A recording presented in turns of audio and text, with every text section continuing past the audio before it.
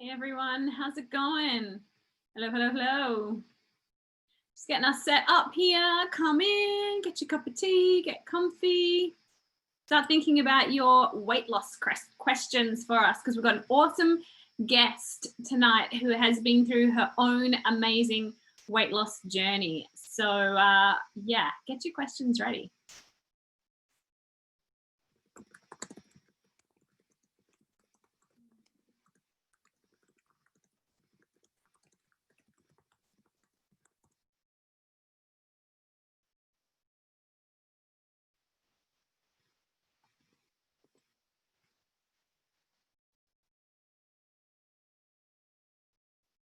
Okay, say hi in the chat as you're jumping on. We're just getting set up on Facebook. Hey, Bobby, how's it going?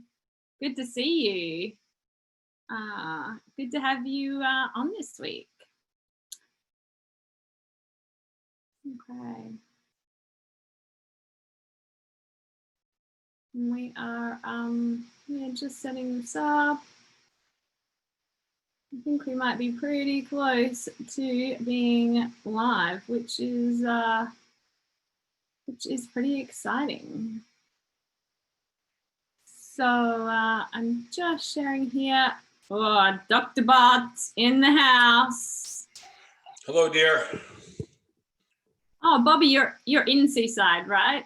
Does Bobby live in Seaside, or he's visiting in Seaside? Who knows? Yes, you live in Seaside, maybe.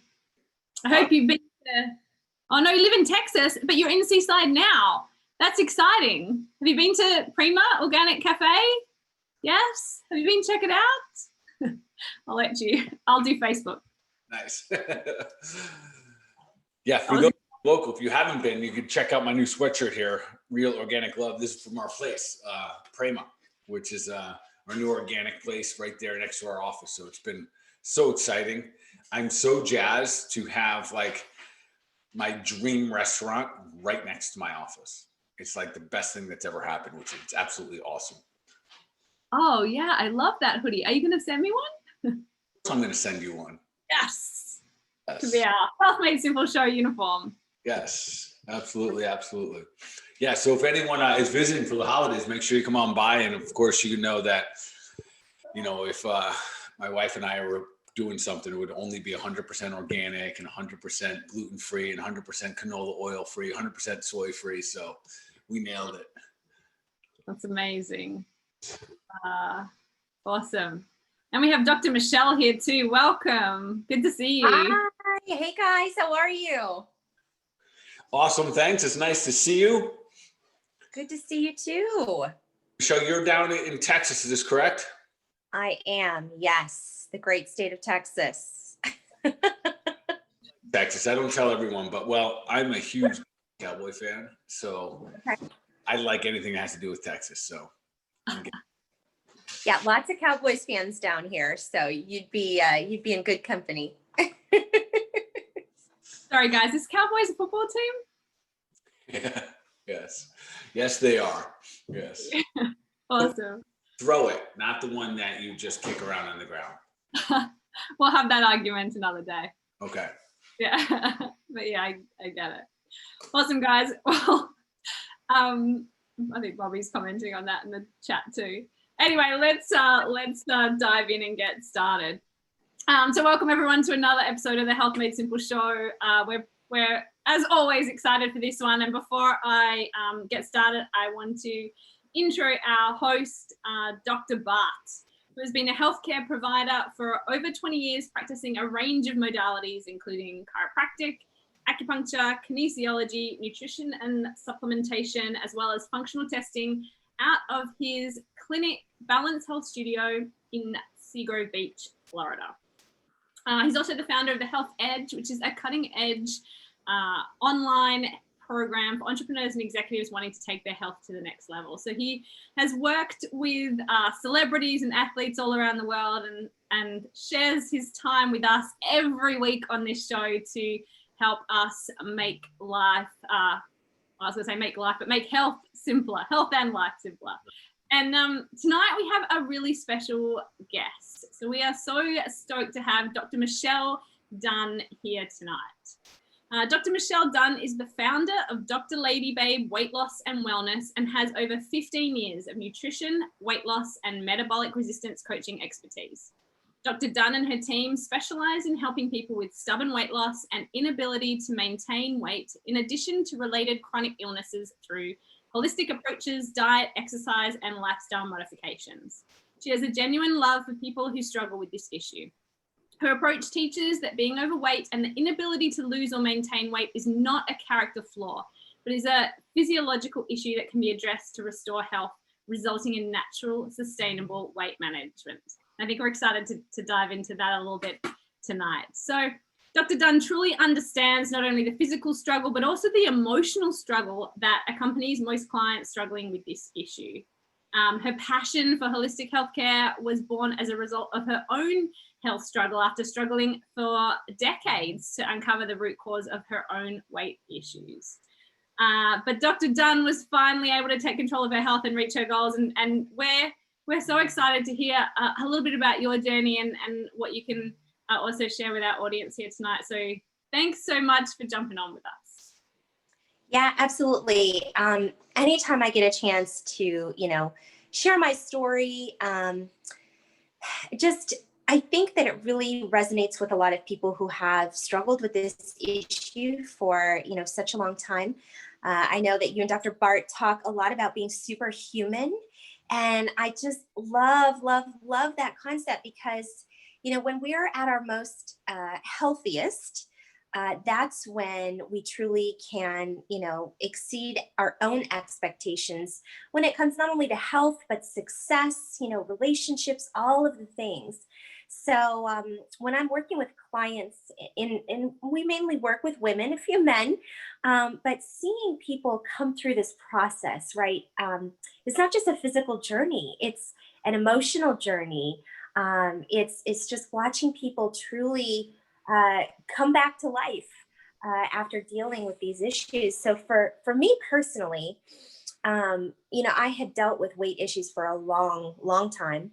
When I was first becoming a doctor, actually, when I was about to graduate, I had my first weight loss surgery. And I will tell you that was not a decision that I made lightly. That was a decision that I made after decades of doing everything from, oh my gosh, fat camps to Body for Life to, Weight Watchers and, all of these crazy cabbage soup diets, it's just like ongoing. And when I had that surgery, I really, I made the decision to go that route because nothing else was working and I felt like I was trapped. And it's interesting. I remember laying on the gurney of all things. And this very kind nurse, I couldn't see her face. She was wearing a mask, but she looked down at me and she said, "Are you ready for your new life?" And, to be completely honest, I was so miserable at the time that I had that surgery. I was so overweight. So I'm 5'4", and my highest recorded weight was 327 pounds. And laying on that gurney, looking up at that nurse, my response to her was, yes, of course I'm ready. But in my mind, I'm thinking, I don't care if I don't wake up from the surgery because I can't go on living my life like this anymore. Like I just can't do it. And as a result of having that surgery, what they do is there's several different types of weight loss surgeries. I'm not sure if everybody's aware of that, but the particular one that I had was called a Roux-en-Y gastric bypass. And so what they do in that particular surgery is they create what they call a pouch out of the person's stomach. So there is still a fully intact stomach, but there's a staple line that creates a pouch. And the premise behind that is that, of course, if you have a smaller capacity, you'll eat less. In Roux-en-Y, they also go and reroute the intestines. They create a modified absorptive capacity in the small intestine. So not only do you have a decreased, stomach capacity, but you also have an inability to absorb nutrients. And, went through that surgery, and that's like a massive healing that occurs after that. So, when people talk about losing weight from weight loss surgery, like going in and really realizing what they've done to a digestive system, yeah, you're going to probably lose some weight as a result of the swelling and the inability to eat and all that stuff. But here's the problem. When I went into that surgery, I felt like it was going to cure me and it was going to solve all my problems. And all I needed to do was just do the surgery and immediately I could go bikini shopping, right? Wrong, wrong. Yeah. So a lot of people in my position fall through the cracks because the surgeons perform these surgeries and they've done their job. And then it's the, patient's responsibility to find a PCP, a primary, who will follow up with them and do the required blood work that they need, year after year after year to make sure that they're not protein, malnourished, to make sure that they're able to absorb, their enough nutrients from their food. I mean, it's a massive thing. And in a nutshell, I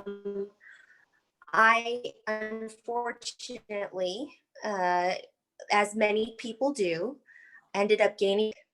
And in addition to gaining the weight back, I also started developing some pretty weird symptoms.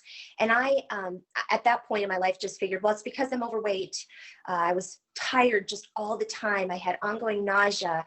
I remember actually, so I'm a chiropractor by degree, and Dr. Bart will probably resonate with this too. So I'm bent over a patient about to do, a prone cervical adjustment on a patient. And all of a sudden I get super dizzy and I'm thinking, oh my God, I'm going to pass out. Like I'm literally going to pass out and fall face first onto this patient. And I remember going home that night. That was about 10 years after my first weight loss surgery, telling my husband, like, look, there's something really wrong. Like, I don't know what's going on here, but I'm not feeling good. I'm gaining all this weight. I don't get it. And so I started that night. He said, yeah, we got to do something about this. I started looking for another weight loss surgeon. Like I didn't learn my lesson the first time, right? But I felt like, again, that was the only thing that I could do in terms of helping myself. So that surgery ended up saving my life. And I'm going to tell you why. As I traveled out to California, this guy was the top bariatric revision specialist in the world. And he does the surgery. So he goes in and actually cuts me from my sternum all the way down to my belly button, opens me up, gives me a full and complete sleeve. So going back to the different types of weight loss surgeries, you've got a Roux-en-Y, which is what I had the first time with the pouch and the staples. The second time I had a full sleeve, and then he went in and rerouted even more of my intestines to decrease my even more absorptive ability. And I was required to stay within 15 minutes of the hospital because it's a very risky surgery. And if something went wrong, he was going to rush me back and put me back in. And I'm healing and I'm healing. Thank God I was so, healthy from all of the things that I knew to do as a doctor.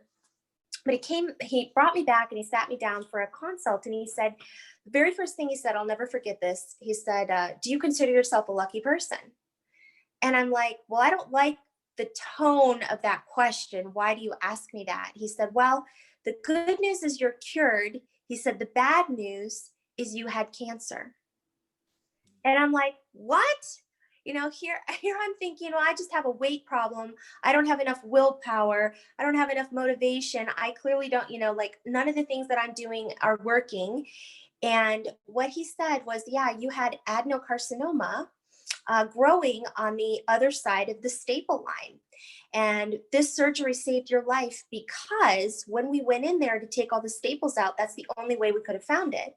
Doing an endoscopy, which they had done like a day and a half before the surgery, the endoscopy going down the throat would never have shown it, again, because it was on the other side of the staple line. A colonoscopy going up the other end would have never shown it. He said, so had you not had this particular surgery, he said that tumor would have continued to grow. It would have gotten bigger and bigger, putting pressure on organs, more weight gain, more abdomen extension, more.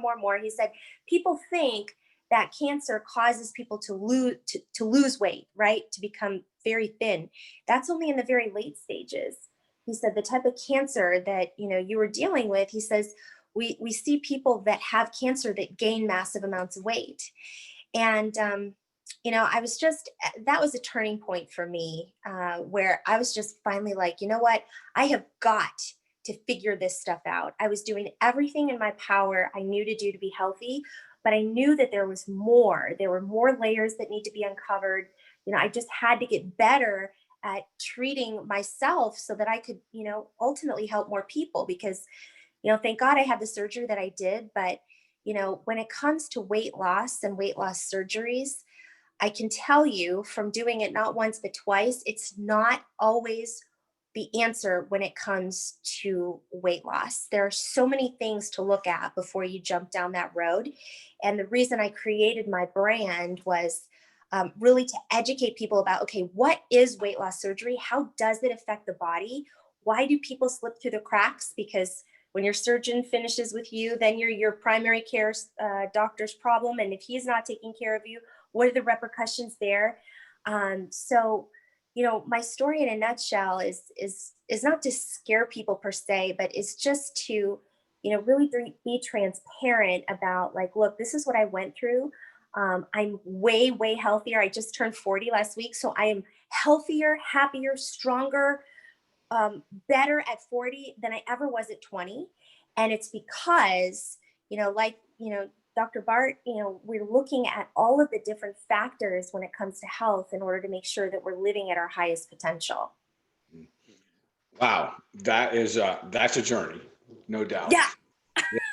So, wow. I have so many questions, so many conversations that I want to have with you. And I think, any of us that are in this healthcare space and we're helping people with weight loss, man, there's never one thing. I think we can all agree on that. There's never one like secret diet. There's never one thing like that. And yet at the same time, we also know that there's always components to it. I'd love to hear kind of your journey on it. And I tell you what, I'll share with you one of the things that pushed me into nutrition, pushed me into specifically weight loss for almost 2 decades now. I was actually in my Atlanta practice. I practice in Florida now. So this is good 15 years ago.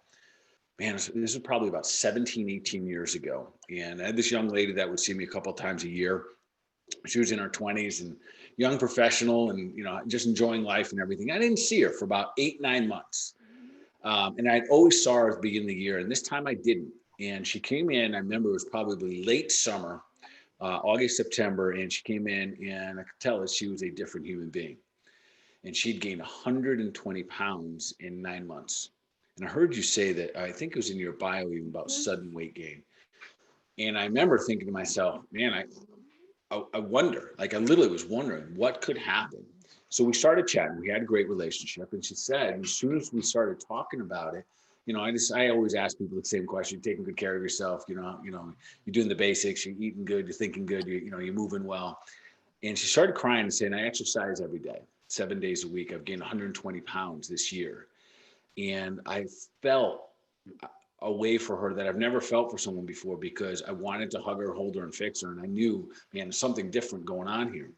So when we got into the conversation, her scenario, I asked, is this a diet thing? I didn't even ask her because I knew it wasn't. And she said, I don't eat bad. She's like, there was a phase I went through.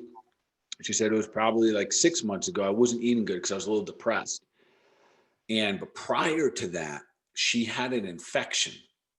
She had if I remember correctly, she had an oral surgery that put her on antibiotics for like 3 months straight. And then the body just tanked. And her too, every diet, every exercise, literally she was doing cardio for an hour plus a day, every single day. And I remember in that moment, man, it's time for me to level up my education. Time for me to learn a little bit more about what's going on and not just lean on exercise all the time. So I think in your bio there, Doc, you talked about sudden weight gain. Could you talk a little about your weight gain? And I know it's personal. Everyone's story is a little bit different how it gets there, because there's a ride that takes place, and doing this long enough, everybody's different. And I don't know that the number matters, quite frankly, because I think it affects all of us psychologically, and especially if the body changes a little bit, or changes a lot for that matter. Walk us back a little bit. Like, how did, at 5'4", what is the journey? Because I guess what I want to do is share with our audience that you were in a place that probably wasn't serving you. And somehow you're standing here in front of us now in a totally different place. Maybe talk a little bit about the mindset you were in and the things you were doing. And then I want to go into like talking about all the different types of toxins and then the things that we can do to really start to make an impact here. Yeah, absolutely. You know, when I was in chiropractic school, I had started feeling really anxious about testing, classes, the course load. I started getting depressed, and actually started taking antidepressant medication. And, you know, that was back in the day, really before, I want to say before we knew better, but it was a combination, I think, of Wellbutrin and Lexapro. And I literally, you know, like your patient, I gained 90 pounds in like 8 months or something crazy like that. It just skyrocketed my weight. And, you know, from a psychological perspective, you know, to really feel like you're out of control and out of touch with your body is a terrifying thing. You know, especially to have been in, you know, essentially medical school at the time, studying all the systems, you know, and I always knew that it had something to do, of course, with metabolism, but that there was something that had disrupted my brain's ability to hear what my body was doing. And really a seed was planted there where I was just really had to figure this thing out. I had to figure it out. And, you know, I was, let's see, I'm trying to correlate when, so I had the surgery, the first weight loss surgery, and then I started to learn about antidepressants and how, you know, devastating that can be in terms of side effects. And so I gradually weaned myself off of my antidepressants. And I want to say, oh my gosh, how old am I now? Anyway, it's been, you know, after I got off of them, I just never looked back because it was like, I knew that wasn't the answer for me. But if I could pick, you know, that, also probably a combination of that with, I don't know if you've heard of the Depot shot, right? The Depot shot for me also caused a extraordinary amount of weight gain, seemingly for no reason, because like your patient, I'd always been an athlete. You know, I played competitive basketball. I was, you know, dancing from the age of 2 to, you know, into my high school years, tap and ballet and jazz. I mean, like every single night I was doing probably 2 hours worth of physical activity. I mean, I was very strong. Even when I was 300 pounds, you know, I would get on the treadmill and try to run.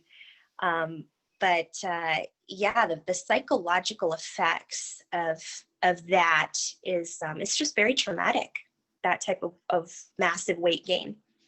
You know, one of the things you just said right there is something that I try to share with people all the time, and even with our audience tonight. And again, everyone, if you're watching on Facebook tonight or here on Zoom, you know, keep doing your thing, keep sharing out, keep spreading love. Share this out with someone that you know might just gain from hearing this about the body. And again, it isn't about the weight loss as much. And I think Dr. Dunn will agree with me but it's about who we become and who we are on any given moment. I want to go back to that kind of comment you made about interference.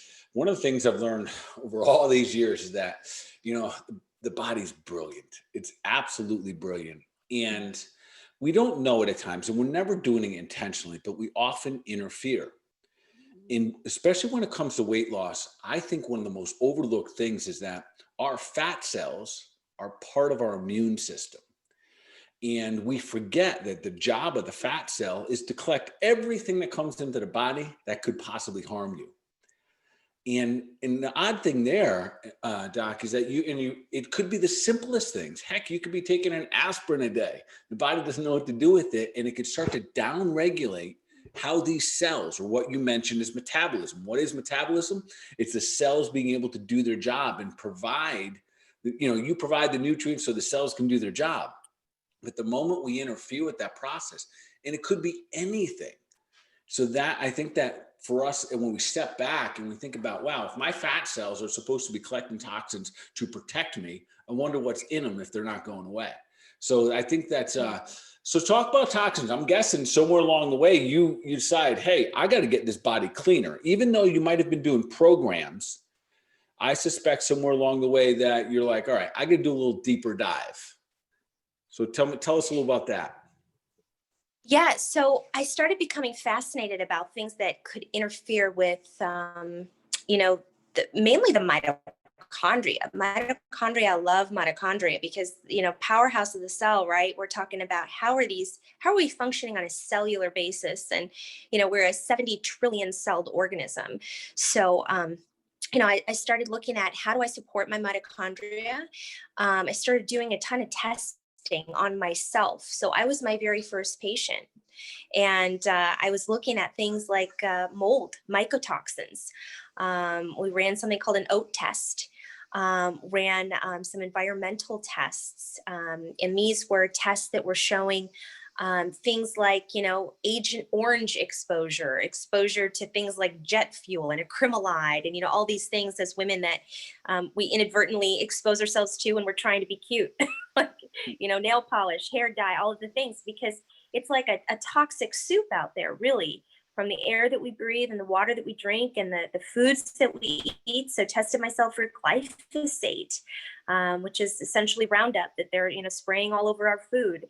And what I found was that I had several serious issues that were interfering not only with weight, Dr. Bart, but with health in general, because even as I would lose the weight, I always noticed that I had issues with fatigue, ongoing kind of chronic fatigue, which, bringing it back to the fact that there was, adenocarcinoma growing in there, that makes sense. But I don't want to just be a smaller person. I wanted to be an energetic, excited, healthier person. I really felt like I lacked the energy to be able to do the things that I wanted to do. And what the testing showed for me was very high levels of mycotoxins, which essentially is mold exposure. So specifically aflatoxin, ochratoxin A, and I correlate that back to a house that I grew up in, which had water damage in the basement. And here's the kicker with this. We had moved into that house, and a lot of the boxes that were moved in remained in the basement unpacked, not unpacked. And when the water came and damaged, the actual structure itself, it also got those boxes wet. So you had mold growing in cardboard, and we were exposed to all of that. The other thing too is that while I was growing up, my parents are, the type of people that are just going to constantly have a project going on. So they were actually, while we were living in the home, they were creating a single home from a duplex, if that makes sense. So it was an ongoing construction zone. They would do one room first, it would be plasticed off, it would be, sheetrock here and lath there, and, just all of the things. I don't know what I was exposed to, our whole entire family was exposed to, but it had to be a lot of stuff, because when I did my environmental toxin testing, that thing lit up like a Christmas tree. So right there, we've got mold, we've got environmental toxins. Of course, I had glyphosate, that had lit up as well, and ongoing gut infections. So I looked at gut infections. I had low-level Clostridia infections, which, that's not something that you want to have hanging out in your body. Mine wasn't killing me, but it was definitely causing my system to lag and fall behind. So when I stopped looking at my weight as something that defined me as a character issue, and I think a lot of people that struggle with weight will, and my clients, bless their heart, tell me all the time, well, if I could just make myself get out and run a little harder, or if I could just get to the gym, or if I could just put the blah, blah, blah down. Well, no. What if you have a horrible raging infection in your body, and no matter what you do, your body is literally hanging on by a fingernail? What if it has nothing to do with your willpower, motivation, or character? What if you have a legitimate health issue that you need to address, and you can help and fix, so that your body will go, okay, it's safe. It's safe for me to lose this weight. It's safe for me to get healthy. So we work on that quite a bit, that mindset part, because for me, that was something huge I needed to acknowledge and get over. Yeah, again, so you said a lot of things there. Awesome. So for those of you who aren't familiar, you mentioned something called an oat test for the audience. And a lot of them have heard of us talk about this before. It's an organic acid test. this Dr. Michelle, this is this is a great tool for your practice. It's Awesome. for the people out there. You can do it at home. It's just a urine test. It is so simple, and the data practitioners is massive. You also mentioned the fact that it is not necessarily, motivation and courage and all that self-talk and willpower, because sometimes if you've got mold, if you got fungus, you got Clostridia, your body is like a vacuum holding just about everything that comes into it. And that's one of the bigger challenges that, we as, everyday people going out there trying to lose weight, and their body's gone through some changes. And you even mentioned yours, you had to track it all the way back to as a child being exposed to a mold or a fungus. And that is the power of a test like that it opens up your eyes. And then once you go on that journey, healing that up, and the other one is funny. I literally just did a post this morning on Facebook about glyphosate, about, GMOs. Folks, this is real. Just, you hear me if, I get an organic cafe, but we talk about, or GMOs all the time. And that element, glyphosate, which is in it, that's what they use to spray on your lawns to make sure that weeds and bugs don't like them. Well, that's in these GMO foods. They go into your body. And the best way to say what that does, it inhibits the conversation from cell to cell. It means it slows your metabolism down, and it also makes you very toxic. But the more GMO foods that I find people eat, Michelle, maybe you can comment on this too, the game is getting trickier. Because so many, and what do you say, the sea of toxins out there? It's true. Like, it's no longer just go for a couple good runs and you get off that extra 5 pounds. Now we're really dealing with biochemistry, biochemicals that we didn't, 15 years ago, they were barely an issue. And now, but the nice thing is too, just like you said, we can test. You can test to see how much glyphosate you have in your body. If you have glyphosate in your body, you're working at a substandard as a human being, unfortunately. And if you have mold and fungus, your willpower could be awesome, and you can still be a fraction of the person that you can be. So let's dive a little bit more into that, and let's talk about, all right, so let's say you discover you have mold, because we like to keep it simple here for people. We want them to walk away tonight with, what can I do? What can I do? Let's talk about mold for a second. What did you do? You found out you had mold, you scratched your head and go, what do I do about mold? Yeah, so here's the craziest thing about mold is there's binders, right, that we can use that will focus on pulling out mold. And there's all sorts of different things that you can use, things, from zeolite to activated charcoal. People go back and forth arguing about, well, this is better and that is better. For my particular body, what I found to be most effective was a product from Cellcore called Biotoxin Binder. And as I started taking it, it was fascinating to watch the levels of mold in my body change. And as I was learning about this, I remember calling a colleague going, oh my gosh, I've screwed something up. This is not working. And she's like, what do you mean? I said, I just retested my mycotoxins and they're worse than they were before. She goes, no, that means you're getting better. I'm like, how could I possibly be getting better? No, they're worse. And in fact, I've got one more that wasn't even there before. What's happening? And, what she explained, which is, makes a lot of sense, of course, is that, when you're measuring these toxins, as you go in and start pulling them out, it's like stirring a cesspool, right? So as they start getting pulled from the tissues from the body, you are going to see them increase, maybe on your next test, maybe on your next couple of tests. But then as I was able to see those levels start to decrease and see that get better, is amazing what I saw with my energy levels, what I saw just with other things like sleep and endurance and those types of things. So toxins is not something that, for me anyway, and for many of my clients, takes 2 or 3 weeks. This is an ongoing thing where you continue to test, you continue to look and see where is the patient at, and go from there. And in some cases the problem seemingly gets worse before it gets better. Interesting you say that. And I think that's an important one that we all hear. And I think most people have heard that, but when they experience it, it's different. Because in that moment, no doubt, and you're an intelligent woman, you're a doctor, and you see your results change, and you're thinking, man, I must change the course now. And I always talk to people about mold. If you ever see mold up on your ceiling and you go to wipe it off, you spread it. And that actually is what happens when you stir that pot with mold. But you have to do that to be able to break it down, which is quite interesting. And I think when we look at these journeys, one of the challenges is, I know as a practitioner, is keeping people involved in the game, even though in the beginning, we might not see the weight loss because we've attached so much to that weight loss. And I know for me as a practitioner, I put it on like one of the things, that I want them to be able to measure. But first for me is always, can they start to function better? And the things that you just talked about there, sleeping and energy and mindset.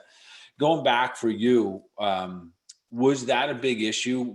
At what point were you able to focus more on being a healthier function human versus just having a different number on the scale? That's a great question. I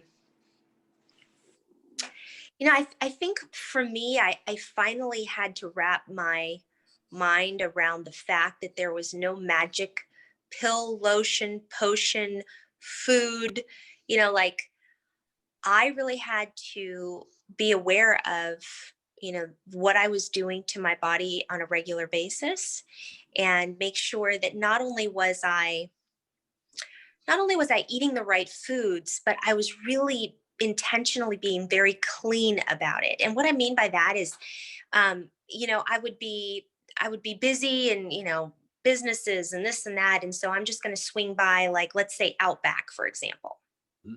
And I'm going to go ahead and have a steak, and I'm going to make a good choice and have, the salad and the broccoli, right? And for most people, like, that's a good choice, right? But what you don't realize is what kind of MSG are they putting on the steak? What kind of chemicals are you getting, even though you think that you're making a healthy choice? And so when I really started cleaning up, mainly for me, it was like spices on foods, making sure that I was really super intentional about the foods I was putting in my body, and I knew exactly what was on there. It's like peeling away layers of an onion. If you're trying to heal, so here I am, I'm pulling mold out. I've changed the foods that I'm eating. I'm making sure that I'm hydrating. So I wanted to give my body, because that whole cancer diagnosis thing, I mean, it was very small, like that wrecked me as a human being, because I was 36 years old at the time. I'm like, listen, I don't have time for cancer. Like, I'm a doctor. I treat other people with this. Like, it just, and then it hit me where I'm like, holy crap, like, I could have checked out at 36. And I started thinking about all the things I hadn't done yet, the people I hadn't met yet, the podcasts I hadn't been on yet, all of the things. And I'm like, man, I really have to really start cleaning this thing up. So in circling back to your question, I think that when I really started seeing things shift for me, not only the scale coming down, but really the energy coming back, was just plain old consistency. Making sure that I was really consistent with my food choices, and then really consistent with my supplements too. Because even as a practitioner, I don't know if you struggle with this at all, but like, I would kind of take my supplements like maybe 4 days out of the week, and maybe instead of taking them twice a day, I was taking them once a day. And, I had to really look at that and go, what the heck are you even doing? Like, you're trying to heal your body. Like, this is you. You've got to take responsibility for this. And so once I really got very consistent, that's when things started to change for me. Awesome. And again, so many like interesting things happen when, we're talking about weight loss or health changes. We could use weight loss as like the title, but we can clip in anything, cancer, anything like that. And then we get to find out, there's always a moment where you can find out where you're at with it all and how much you're willing to go all in like that. So let's talk food for a moment. I guess real quickly here too, that all in, I've seen it on all levels. Like, I know for me, tests are what make me go all in. So like, I know what to do. I know what I should eat. I know the supplements I should take. I literally ran my blood last week and I got a little spanking, quite frankly. Yeah. Yeah. And and it's kind of why I ran them, because I knew I needed to. Like, there was just some habits that I got in some foods that don't serve my body as well. And even though I quite frankly, I only eat organic foods and stuff, but there's still foods that don't agree with me. So I got off track a little bit, and it was for me, that was one of the things. And I think, for everyone listening tonight, of course, you guys, if you have questions, this is your opportunity. Any questions about any of these topics, please just put them into the chat there, and we'll make sure we get them answered tonight. So as I go through those journeys, for me, that helps me level up. Like, that right away helps me level up. So my wife's like, "Can I look at them?" I'm like, "Nope." You wouldn't tell her? Nope. Because Mama gonna make him follow the rules. She's probably things like, you think you have a little too much butter in your coffee?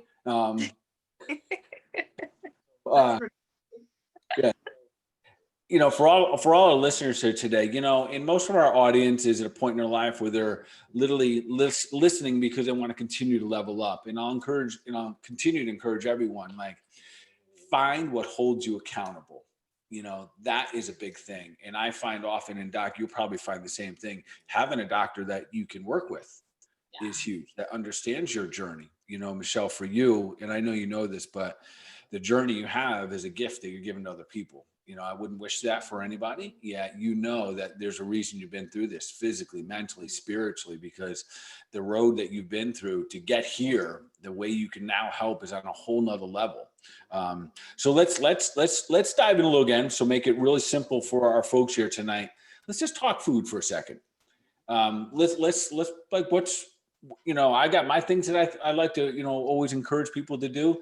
What's some of your favorite go-tos, or like general, do you love people eating like birthday cakes every day, or ice creams, sack burgers? What do you like? Organic, non-organic, like, give me a feel for, if I had to ask you, give me 60 seconds how to eat right, what would you tell me?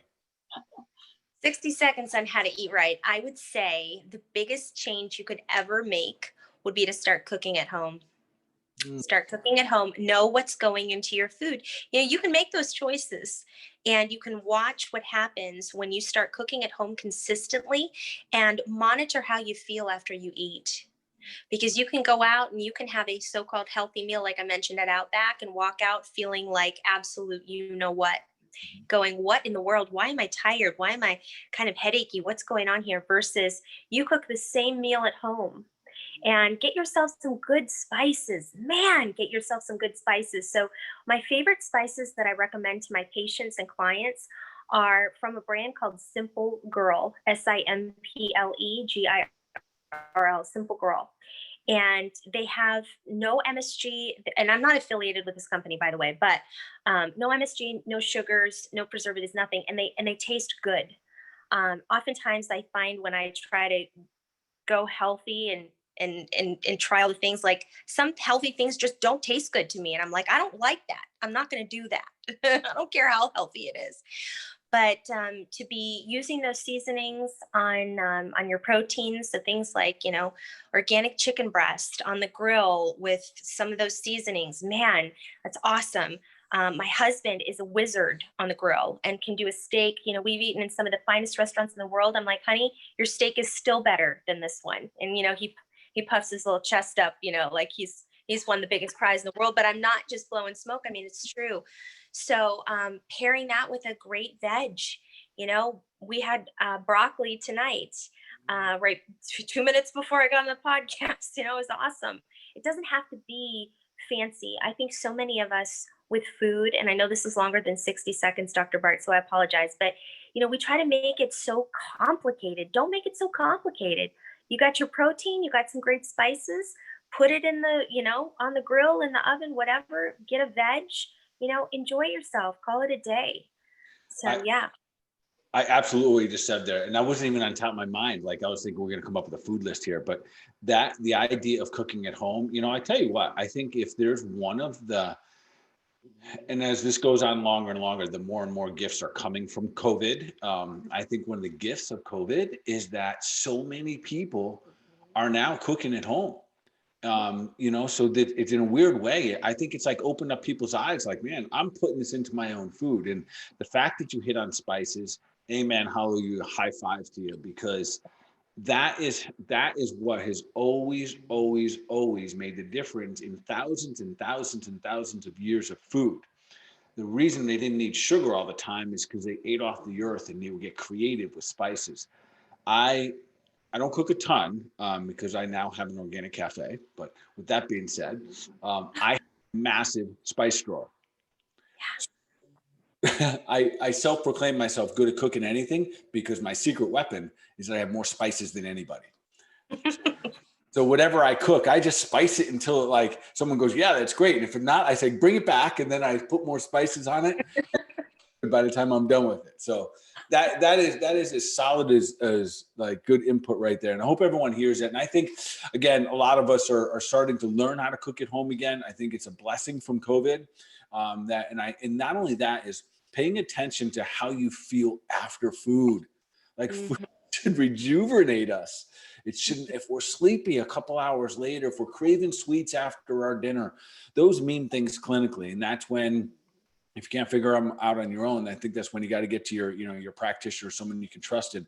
So Michelle, let's switch another gear here. So that was your 60 seconds about food, or maybe 180, but nonetheless. Actually, before we move away from food, can we do a couple of questions? Because they're kind of food related that we've been getting from Facebook, and we've had a couple of people email in.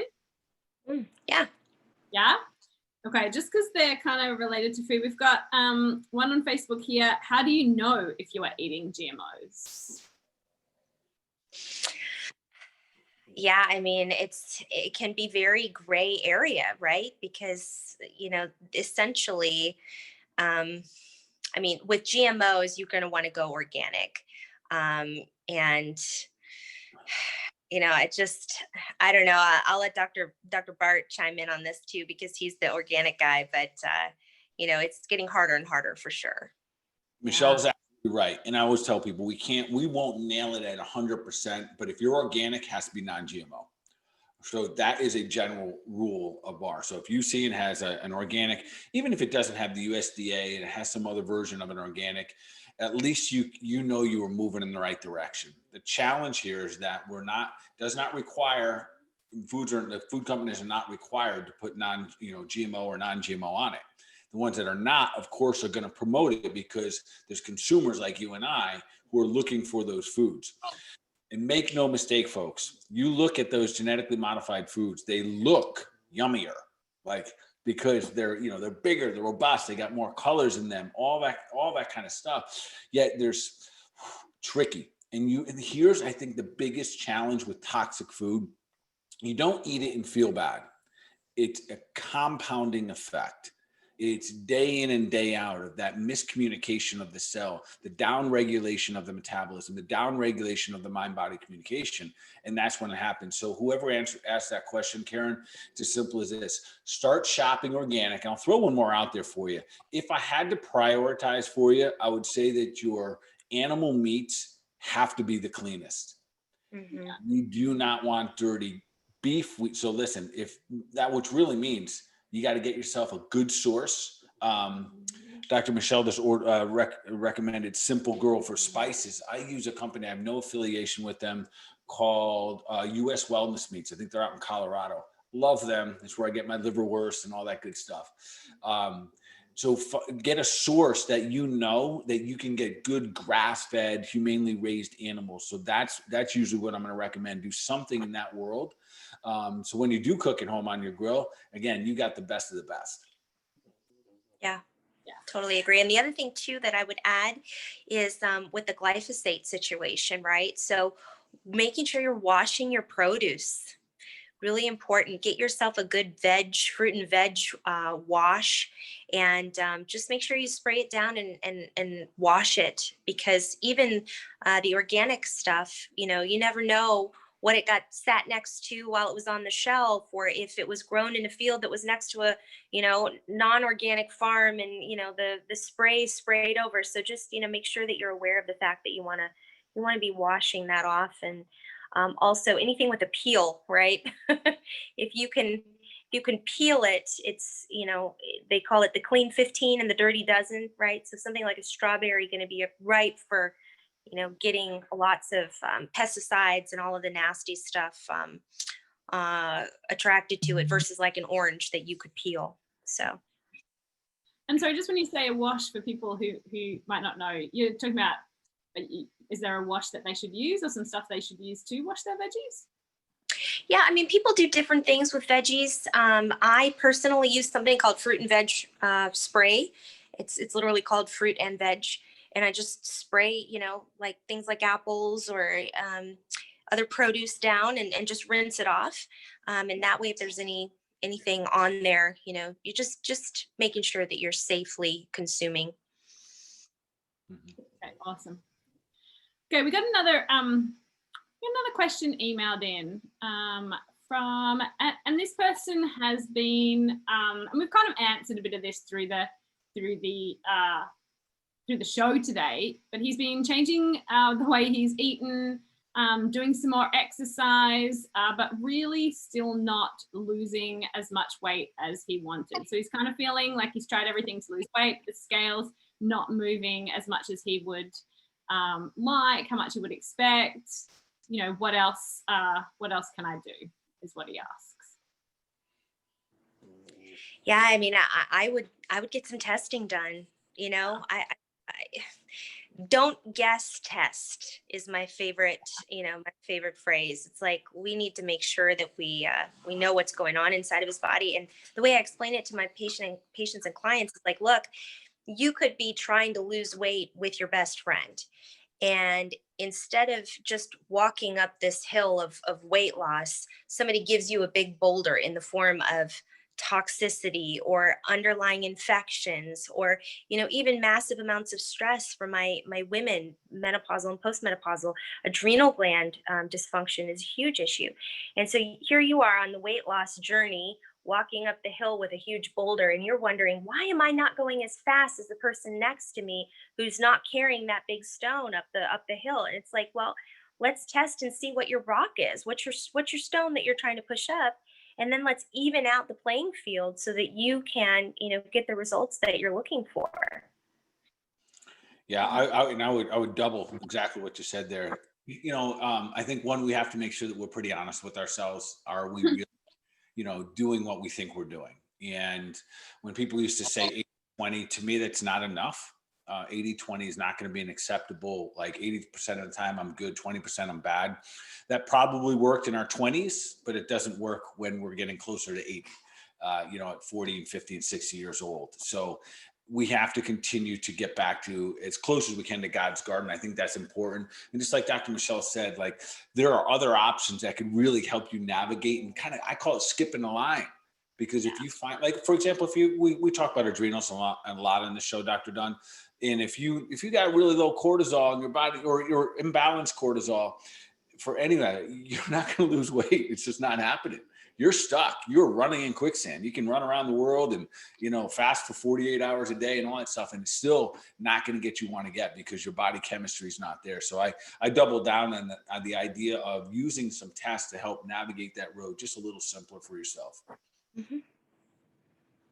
Cool. All right. And the last one we've got here is, you got any tips? You talked about consistency, but there is that part as you keep going that gets tough, especially from a mindset perspective. Have you got anything kind of, especially if you've failed a number of times, any tips for people to, I guess, keep that mindset in check and keep the consistency? Yeah, absolutely. So for me personally, the consistency came from like Dr. Bart was saying, the testing. So I knew that I was going to retest, and I'm kind of like, show me those results, right? I want to see those things changing. But what I'll also really focus on from a mindset perspective with my clients and patients is their big why. It oftentimes will say, well, why do you want to lose this 80 pounds, 150 pounds, 30 pounds? And people say, oh, I just want to feel better. And it's like, okay, well, we all want to feel better. I get that. But no, tell me, what is the first thing that you're going to do when you step on the scale and it says, whatever weight we decide that is going to be good for you? And well, I'm going to go and I'm going to take my grandkids on a cruise. Okay, there's your big why. There's your anchor. Well, I'm going to go and buy that bikini that I've always wanted to wear. Okay, good. So on the days when it gets hard, consistency can be hard. You're going to go back to your anchor and you're going to really look at, okay, why did I start this to begin with? And that's what's going to pull people through the hard days. I absolutely love that. Finding and digging for that why. And sometimes it's not as easy as we think to answer, like, why do I want this? And then on top of that, I have these three things that I think it is. It's AAA. And it's for the person that asked that question, like, how do you get back on the horse and just keep going, even when you get bucked off? How do you get back on and keep going?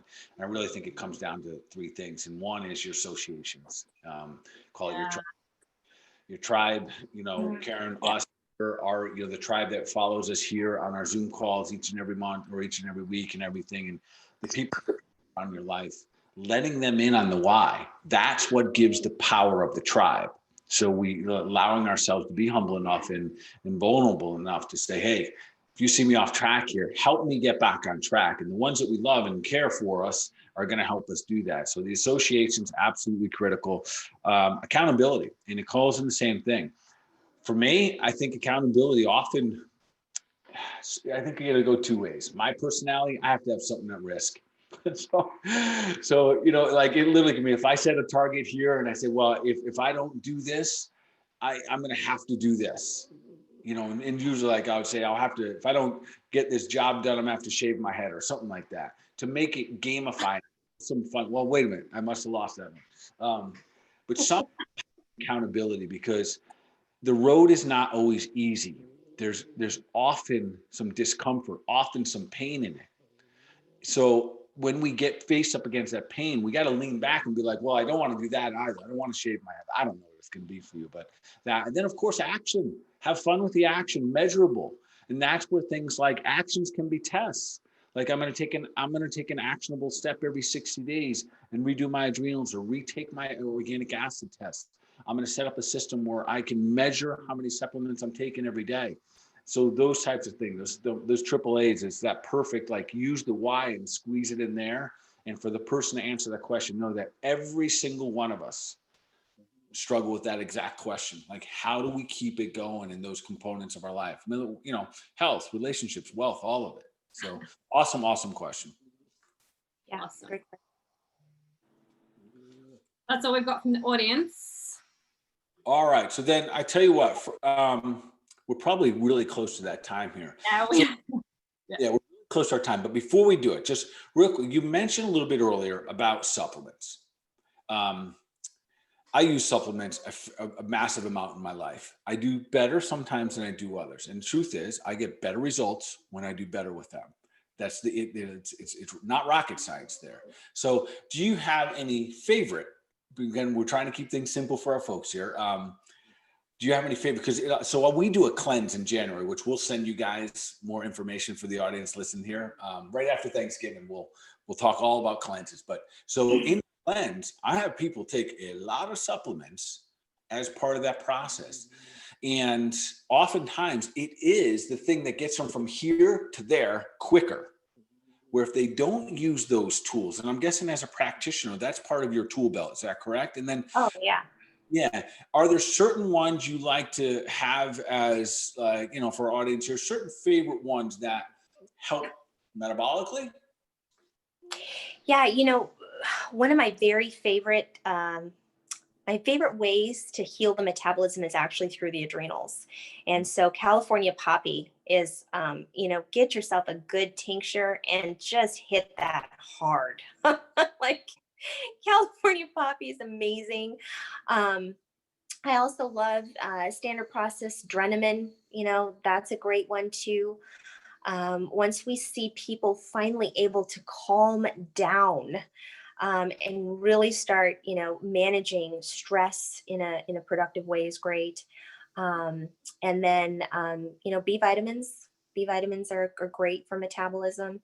And, just even, regular old hydration as people are losing weight. It's so important, to be, and I see a comment from Whitney to everyone, California poppy Dreneman. And I think she said one more and it disappeared from my screen, but yeah, absolutely. So, just hydrate. I think people do not give that enough credit. It seems too simple, but super important. Well, I tell you what, you just exposed a little about yourself if you know about California poppy. So that is rock star status practitioner. It's a hidden herb. High five, girl. I love that herb. It's something I actually use right before bed every night. A lot of people don't know about that herb, but it's a natural pain reliever. It chills you out, calms down that sympathetic response. Beautiful, beautiful. All right, so I'm going to pass it back to my dear here. She's got one last question for you. Not that I haven't already been in the spot 20 times tonight, but one more for you here, and then we'll close it up.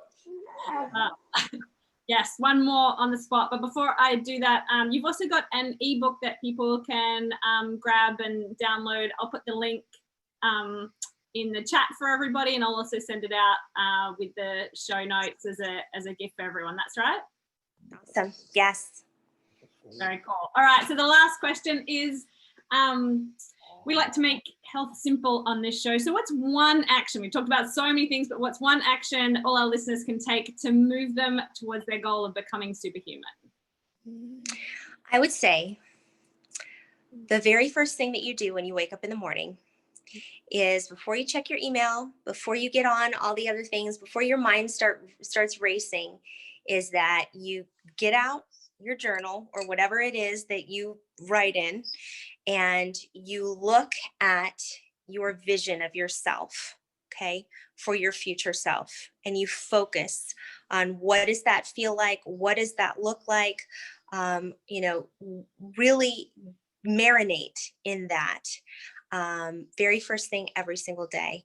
Because when we can bring our brains back again to our anchor, to our why, about why do we even care about doing all these things, that is really what's going to propel us forward. But first thing every single morning, look at that vision of your best self and connect with that. Oh my gosh, I love it. That's amazing. Thank you so much again for jumping on. We're so appreciative to have you, and we will be back at the same time next week for another episode of the Health Made Simple show. Awesome. Thank you guys so much. Honor and a pleasure to be with you tonight. Michelle, thank you so much. And thanks for sharing your story and everything that's so personal. And I know that you are a gift to all the people that get an opportunity to work with you and see you. Thank you for doing what you do and keep doing your thing. And for everyone listening tonight, you guys know the rule. Keep doing your thing. Keep leveling up. We're going to make, continuous action for our mind, for our body, for overall wellness. And you all be awesome.